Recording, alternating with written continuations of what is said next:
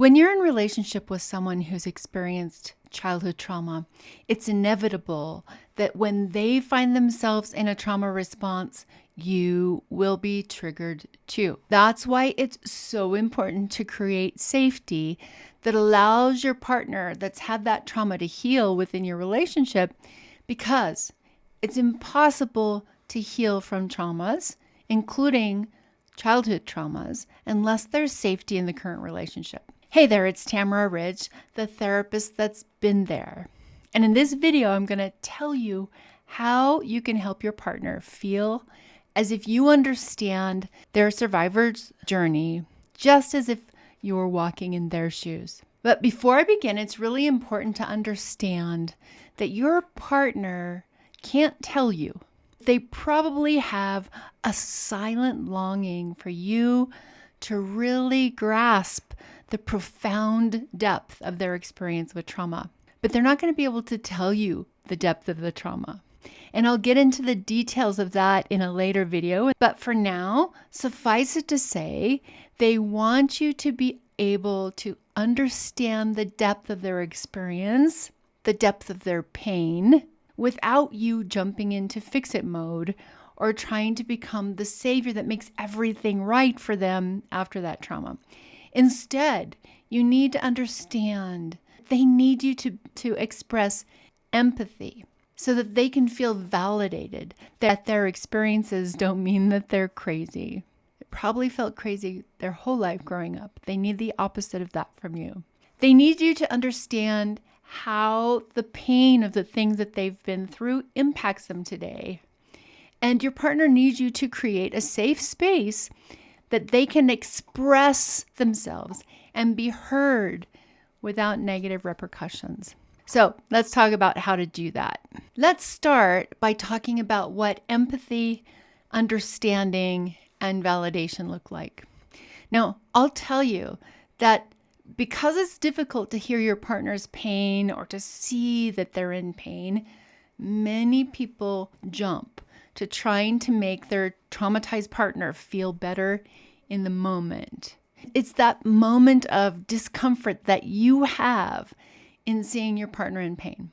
But it's likely when you try to get them out of their pain that you're going to be making them feel invalidated because you're jumping to make them feel better.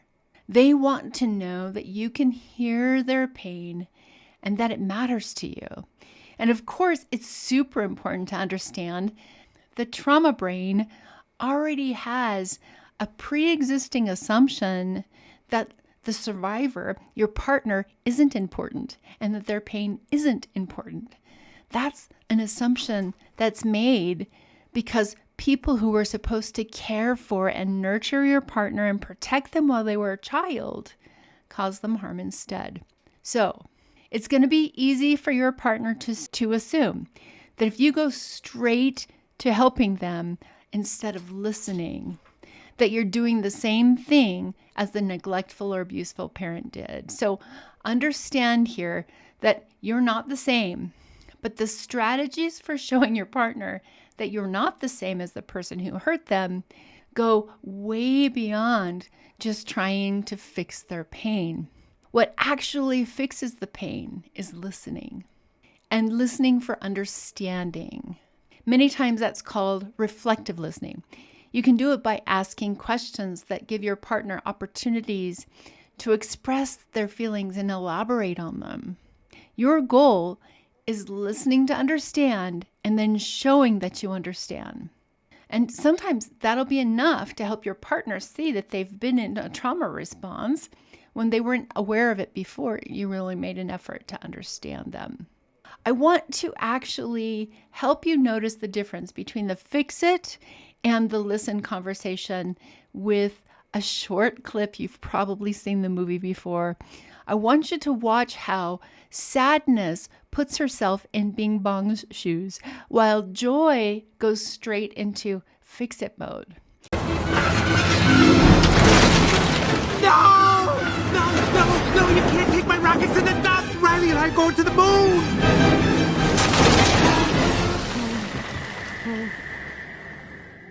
Riley can't be done with me.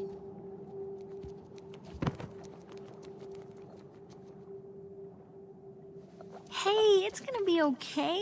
We can fix this. We just need to get back to headquarters. Which way to the train station? I had a whole trip planned for us. Hey, who's ticklish, huh? Here comes the tickle monster.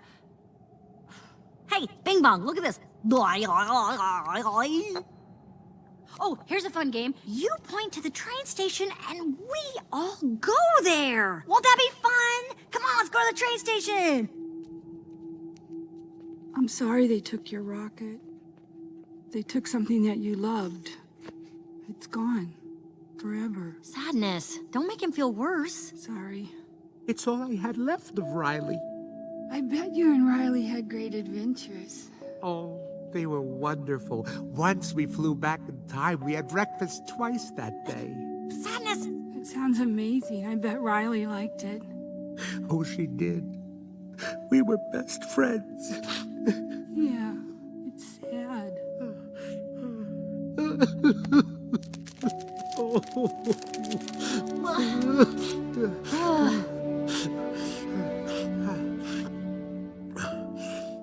I'm okay now.